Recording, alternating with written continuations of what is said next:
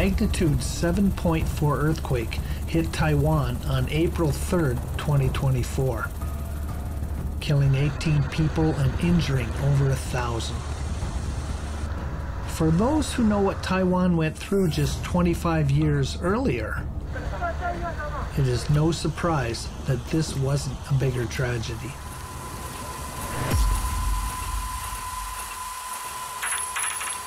Hello. Hi. Hi. Oh. 好久不见。你好，你好，你好。Yeah, good to see you. I first came to Taiwan as a young man, and I stayed here for many years.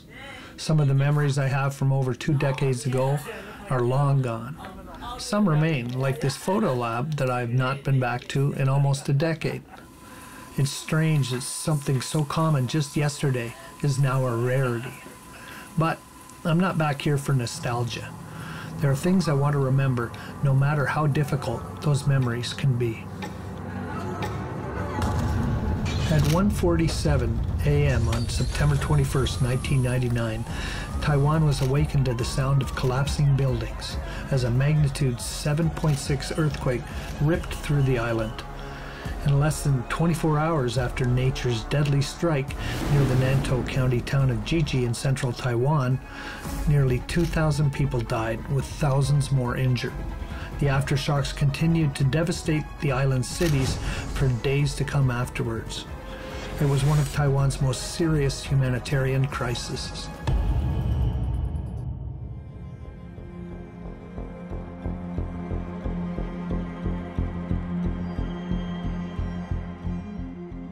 Hi, my name is David Smith. I'm a Canadian photojournalist. Used to be based in Taiwan. I've been a photojournalist for about 25 years. I was working for an English newspaper, and I was also a freelance photojournalist. And the night of the earthquake, the 9/21 earthquake, I actually slept through it. What woke me up was the power went out and my fan went off. I'm living in Canada now, and I knew the 25th anniversary of the earthquake was coming up.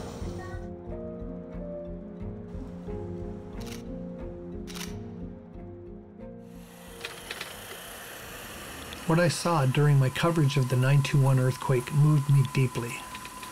Not just because of the scale of the tragedy, but it was the bright slivers of hope that I managed to capture through my lens during that dark period. Those times when one sees the resilience of the human spirit.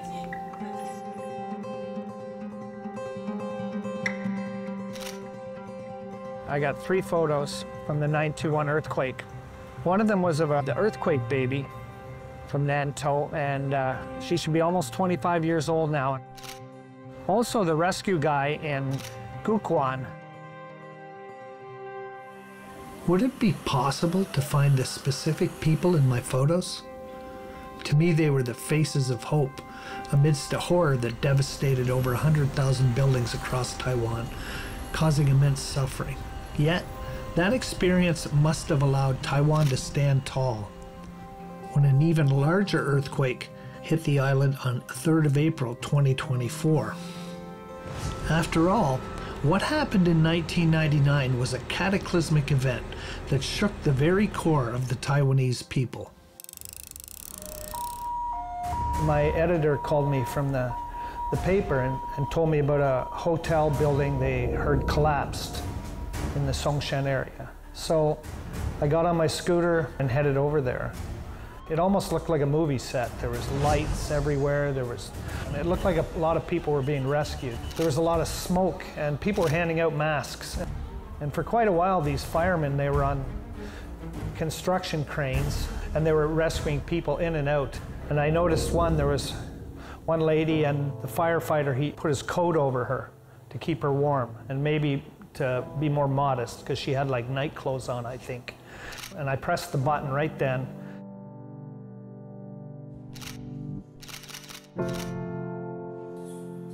I always wondered who that person was that put his coat over the lady and held her tight. And you know, those guys were risking their lives too. For this trip, I got in touch with the Taipei Fire Department, I'm looking for the young firefighter who had that relentless look in his eye as he carried out rescue after rescue. I wonder how the events of the 1999 earthquake shaped who he is today. 其实921大地震那一天啊，对我来说，刚毕业第2年，遇到这种灾害，非常震惊。然后我也不晓得发生什么事情，只知道说情况是大楼倒塌。那我印象非常深刻，就是当我们大概救灾大概过了10几分钟之后，我在面对东兴大楼的左侧就看到一个照明灯在那边闪烁，有一对夫妻在那边求救，然后告诉我说他们家里面有5个人。那当时我就问他说：“你住几楼？”他告诉我说他住8楼。可是我印象非常深刻，就是我是架梯子，就等于是说当时我是在2楼的地方，我就架了梯子，然后使用破坏器材先将夫妻跟他的儿女呢先救出。Because I have a grandma inside. Oh, you don't think about that Yeah, then, right? I see him. But you couldn't get them out, Yeah. or? 那后来在现场，其实因为我没有办法去发现那一位刚刚所提到那个妈妈，那我就在那边敲击，然后去呼喊。后来呢，在旁边一个气窗，所以我就破了那个冷气窗之后呢，然后就爬了进去，果然就发现她的2条腿在那个位置。一个婆婆大概已经将近70岁了，她2只脚是被压在梁底下。然后就开始去做现场的这些混凝土去做移除。那在过程中其实一直余震，我的弟兄就跑进来跟我讲说：“哎，刚好余震，你要不要先出来之类的？”我还是告诉他说，我很希望的赶快把这个婆婆赶快救出来。In the first time we work in. 可是妈妈救出来过程，为什么我会把消防衣马上脱下来去做覆盖的状况？是因为当时候那位妈妈其实她只有简单的内衣，第一个当然就是一个保暖第二个就是说一个人对母亲的一个隐私嘛所以说就利用我的消防衣先覆盖她。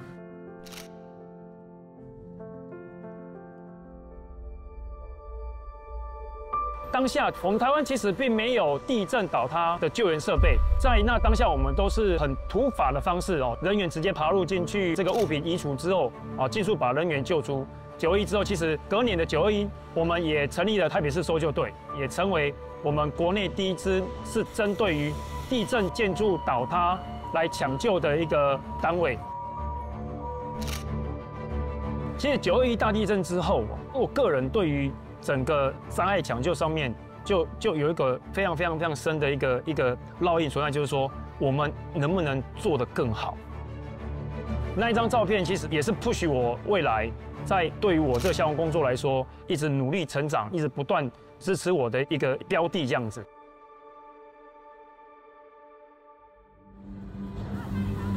Taipei was about 150 kilometers from the epicenter of the 921 earthquake. Yet the shock demolished many high-rise buildings and disrupted the city's water and power supplies. In the cities and towns closer to the center of Taiwan, where the disaster struck, the damage was catastrophic. In Taichung, it was just, the scale of it was horrible. They had like a container, refrigerated container full of bodies. And I sort of looked at it and I took a couple frames and I went, no. And then they had these like human-sized refrigerators with bodies and with pictures on them. And it was really sad because a lot of them were children. I mean, I talked to a few people young people that lost their mothers. And for me, when I first came to Taiwan, I was here 4 days and sorry, I lost my mother. I found out by email that she died and I had to go back. So when I see these young kids losing their mom at an age like that, I met one boy, his building was tipped over near Taichung and he was trapped with his dead mother for hours before they got him out. So it was just really sad.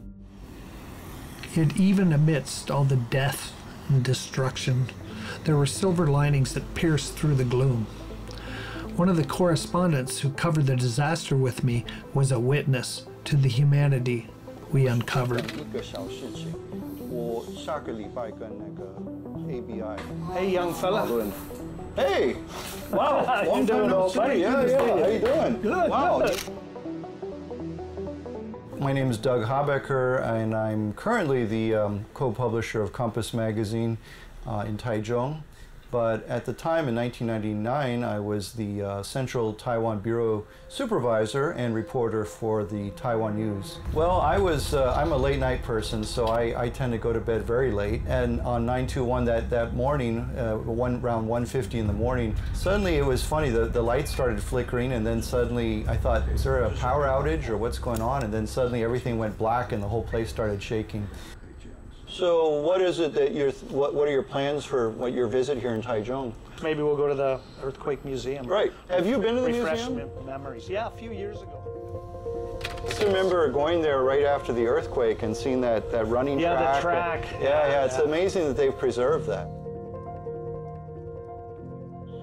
It's such a haunting reminder. It's a great object lesson because you come here and you see this is what it looked like right after the earthquake. Yeah.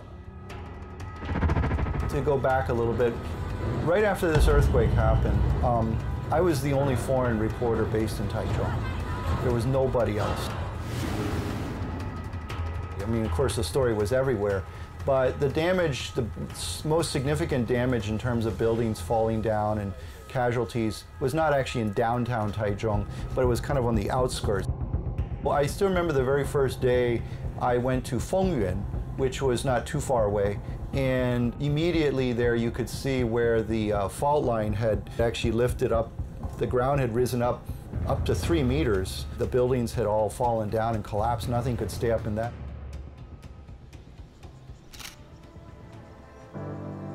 It was interesting the way they kept the classroom, and instead of having it as danger, they put in like translucent things to hold it up so that it wouldn't fall, but you can still see how much it did tilt, the water tower, the building, the rebar, how it all bent, but in a safe way.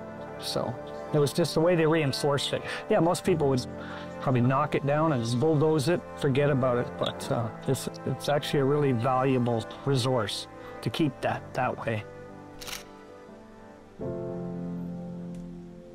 Look at those things. Frank, hey? Squatting down on those things during the earthquake. Something's gonna come out quicker. Yeah. Wow.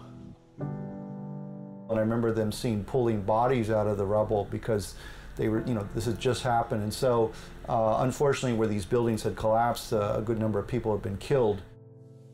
It wasn't the first time I'd covered death. I mean, I'd covered fire disasters and accidents and things like that before. Obviously, this is the most I'd ever seen at one time. But then also seen a newborn born into all that,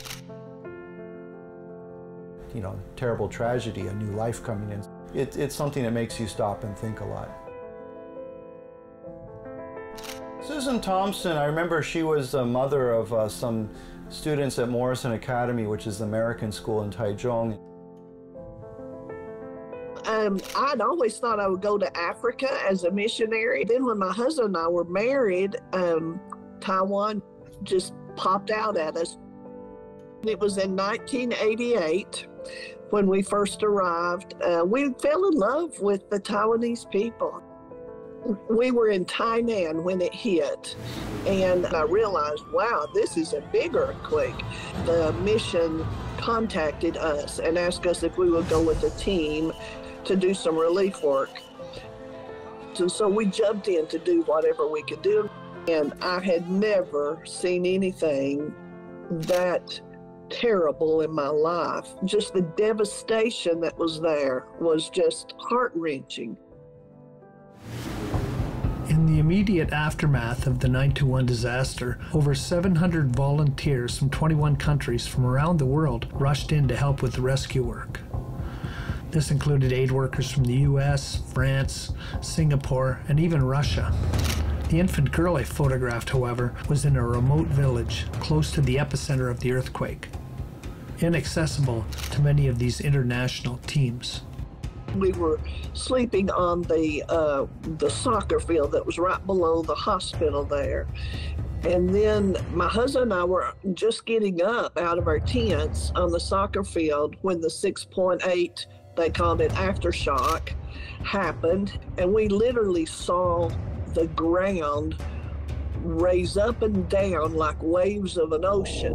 9·2大地震到现在为止呢，罹难者人数已经高达了2100。And I was there helping when one of the reporters came and asked me if I would go with them into this small village that had not been touched by any relief work. Mountain village, it was a Bunun village in Nantou. And they said you can only go up there for about an hour because they were worried about rain and landslides. So it was there that I saw the little newborn baby. They came and grabbed me and said, "We've got a newborn baby over here. Come and examine it." My big concern was the umbilical cord, so I did cord care, which it really needed that. Had we not reached there, that could have set up a bad infection and caused serious problems for the child. I'm an emergency room nurse and critical care nurse, and when you go into a situation like that, you just see what needs to be done and do what you can.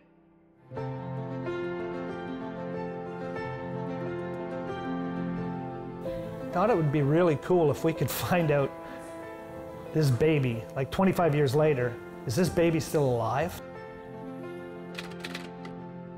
We found out the name of the village, the person's name, and the producer found the baby, who's not a baby. She's a young lady now. 可能你不记得我们，对不对？对。OK， 因为那个时候你是小 baby， 对不对？这个给你。Actually, I have a gift for them too, but I'll give them photo first. Yeah, here we go. 你是。对，是的。Take a look. Yeah, 还没印象了。Okay, 然后一个1、2、3。所以你刚好92年说有被打那个这边刚好是在这里，在这边吗？对，我刚好是在这边，在间房间。这个是卧房吗？房间 OK， 所以是从上面掉下来吗？对，这是从上面掉下来。哦 ，OK， 很危险。那时候刚好喂他母奶，就是石头打到的时候，我那时候整个都慌掉了。我想说，那时候咬得很厉害，那时候，所以咬太恐怖了。我们外面的那个都裂掉了。就是要快点离开这边。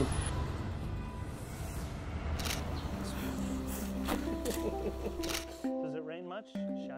下雨很多吗？ When we were here 25 years ago, it wasn't like we were having a conversation with her. So she was able to finally after 25 years, we were able to get her a full story. 在这边吗？对。OK。地震的时候在这边。OK。因为这个是一个比较安全的地方。对。Oh, okay. You know, the fact that her daughter was born 4 days before in Puli, she just come home to the village, and then the big earthquake hit. So 大家全部都跑到这边来吗？我们那时候全部，我们天主教跟基督教安息日会都全部都聚在一起。哦 ，OK。It was shocking hearing about their troubles and living in a tent for a while, but luckily nobody died in this town, so it was just good news. It's just good news. That's her 4th daughter, and she has 6 kids, and daughter works in a hotel now, and seems like they have pretty good lives. They're renovating their house again, so that's good. It's good to see people get back on their feet and recover after a big disaster like that. Yeah. Sometimes it takes an unprecedented catastrophe to bring out the best in people. I was especially moved by the everyday folk who rushed in to help any way they could when the disaster struck. One of the volunteers who made a really big impression on me was a local in Guguan, who took on the task of coordinating rescue efforts in this remote part of Taiwan.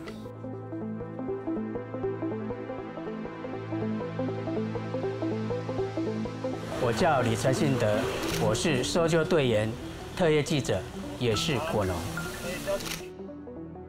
在民国88年9月21号凌晨1点47分的时候，就发生了规模7.3的大地震。那个时候天摇地动，左右摇晃，后面又上下的震荡。这个时候才惊觉说，哦，地震蛮严重的，然后就拉着太太、小孩子，就连忙的赶快跑到户外去。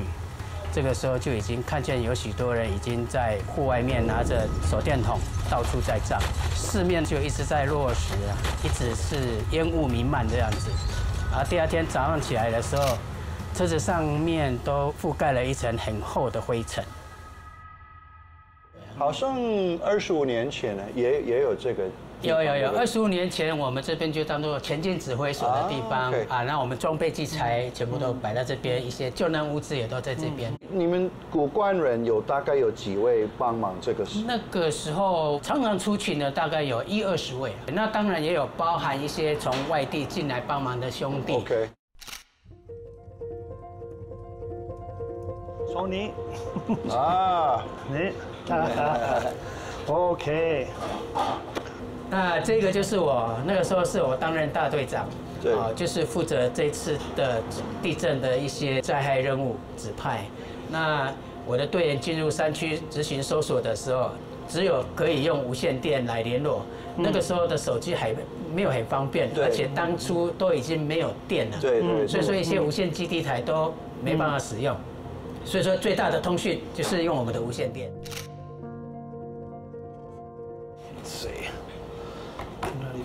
那个，这个就在我们前面。对。Yeah, come take a look, Doug. Yeah, I'm looking. Okay. 看了这些照片以后，当然会回想到当时921我们执行搜救的一些画面，也会唤起很多的记忆。那当然会对这些生死一瞬间会看得比较淡呐。那个时候也讲说，活在人世间，我们也不用说去计较太多，还是刻意的去要改变，去顺其自然。He was talking earlier, I don't know if you caught that. He said they hauled about 20 bodies out. Yeah. And he said there was one, I guess there were some workers living in a container, and the landslide just pushed it 200 meters. And he said they couldn't find the body, but they could smell it. So it was pretty bad.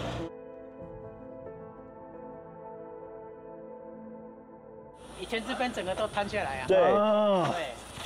Is that for landslide? It all came down. This is where it all came down. And then that's why they have the fence up here now. Okay, to protect against that. Oh, okay. 以前这边整个都断掉。Oh, okay. Wow.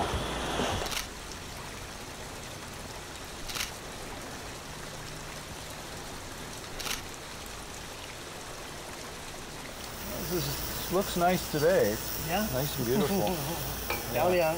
Yeah, 很漂亮。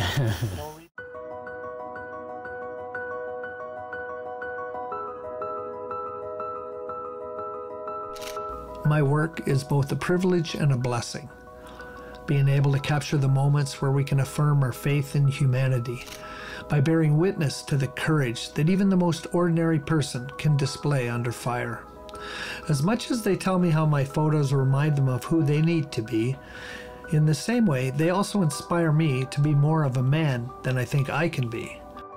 That we are the best hope and light for others in times of darkness.